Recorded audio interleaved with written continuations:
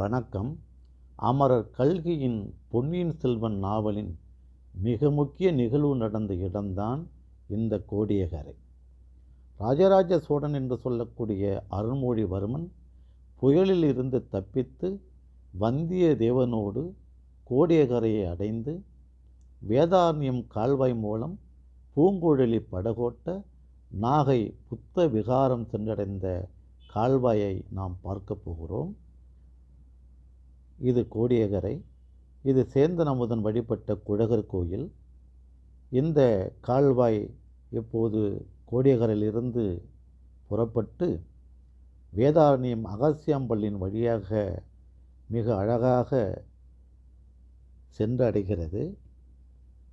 இது செம்போடையில் மிகப்பெரிய கால்வாயாக மாறி இரு பக்கங்களிலும் தண்ணீர் தொடக்கூடிய அளவிற்கு மிகப்பெரிய ஆறாக மாறக்கூடிய பகுதி இது. இவ்வளவு அழகான வேதாரண கால்வாயாக இருந்த பகுதியானது இது வேளாங்கண்ணிக்கு அருகில் தற்போது இவ்வாறு மாறியிருக்குது என்பதை நாம் பார்க்க முடிகிறது.